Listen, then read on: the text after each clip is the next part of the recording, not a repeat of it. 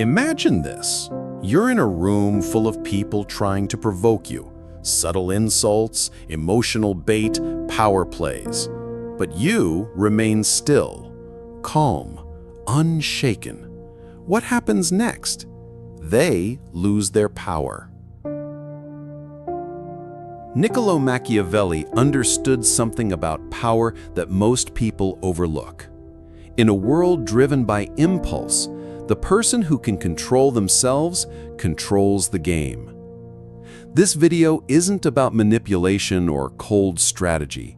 It's about self-mastery, the single most untouchable strength you can develop. Because when you learn to rule your emotions, your focus, and your reactions, you become someone others can't move, control, or break. Machiavelli didn't preach kindness. He preached clarity. He knew that to thrive in a chaotic world, you need internal sovereignty. And the truth is, the modern world needs this wisdom more than ever. In this video, we're going to explore what self-control really means, not as suppression, but as power. You'll learn how it ties to Stoicism, brain science, and daily decisions.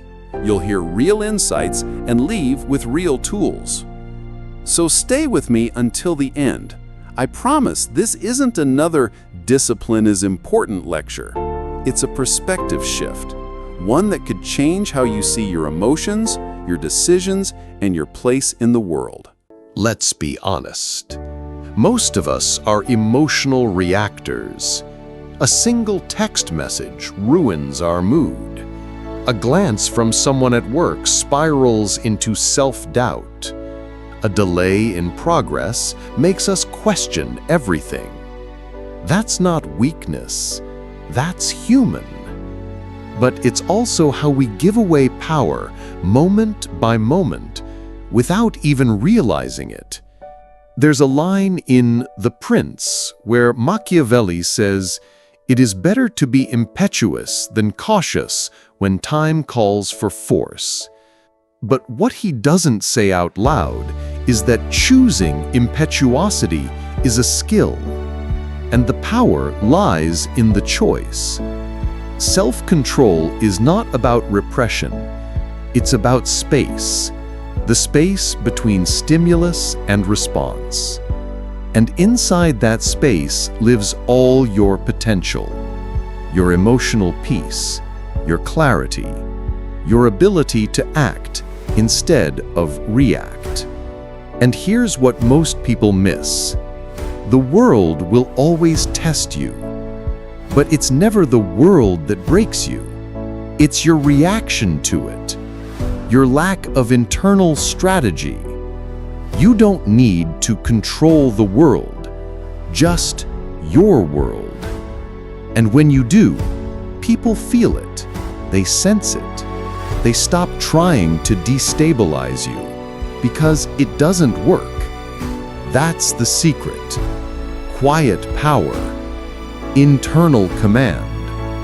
The type of strength that Machiavelli would call dangerous, not because it's violent, but because it's untouchable. So, how do we actually build this kind of untouchable power? First, let's understand the psychology. The prefrontal cortex, the part of your brain responsible for decision-making, impulse control, and foresight, is what separates you from your reactions. It's the control tower, and it's trainable.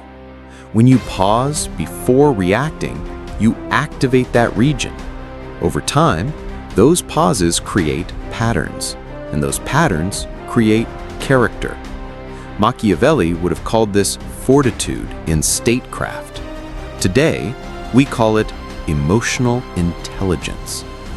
Now, let's connect that with Stoicism, a philosophy Machiavelli respected deeply. Marcus Aurelius wrote, "You have power over your mind, not outside events. Realize this, and you will find strength." The Stoics believed that emotion is natural, but reaction is a choice. Sound familiar? Together, Machiavellian realism and Stoic inner control create a rare type of human. Someone who is aware of the world's games but chooses to rise above them. Here's a metaphor. Imagine you're a mountain. Storms come, winds scream, trees fall, but the mountain doesn't move. It absorbs, it withstands, and it remains. That's what self-control gives you.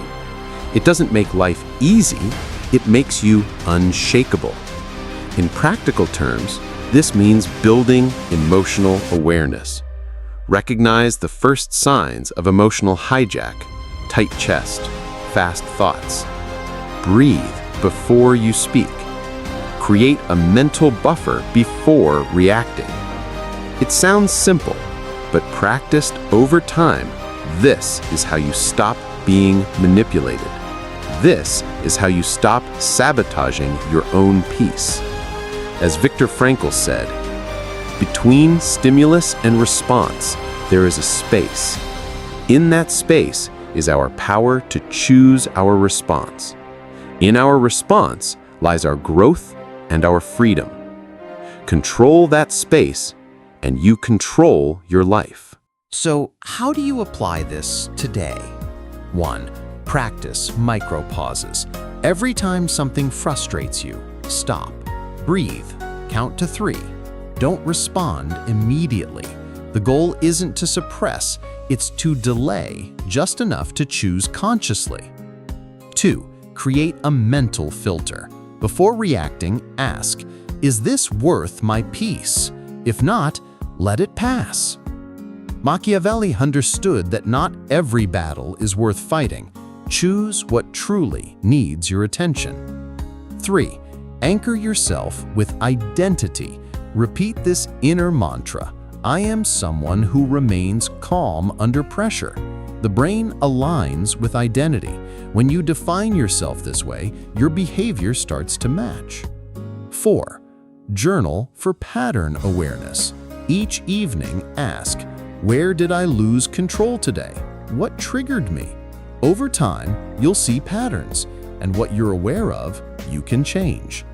Remember, the goal isn't perfection, it's progressive sovereignty. Each act of self-control is a small revolution, a statement that you, and not the world, decide who you are. Now imagine this. You walk into a tense room. Everyone's emotions are spilling: anger, fear, anxiety. But you are calm. You speak with clarity. You don't rush. You don't bend. You are the eye of the storm. That's what real power looks like. Not dominance, not control over others, but full command over yourself. Machiavelli knew that true influence isn't about force, it's about presence. The person who cannot be provoked becomes the anchor in any room. And let me tell you this, you don't have to be the loudest, or the most aggressive, or the most strategic. You just have to be the most centered. The world will always test your control, through criticism, through betrayal, through setbacks.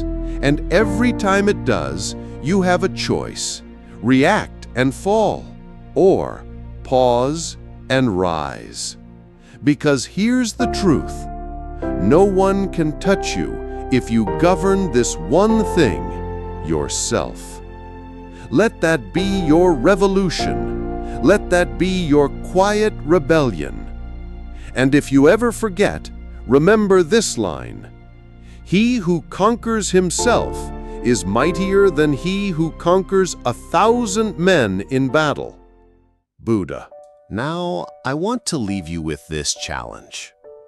The next time someone pushes your buttons, pause, just for a second, just long enough to choose. And in that moment, ask yourself, who do I want to be? That one pause might just be the moment you take your power back. If this message resonated with you, if it made you think, made you feel, then let me know in the comments. What's the one emotion you want to gain control over this year? Hit like. Share this with someone who needs this kind of quiet strength. And subscribe if you want more philosophy-powered clarity in your life. Because this isn't just a video. This is a blueprint. And the first brick is your choice to control you.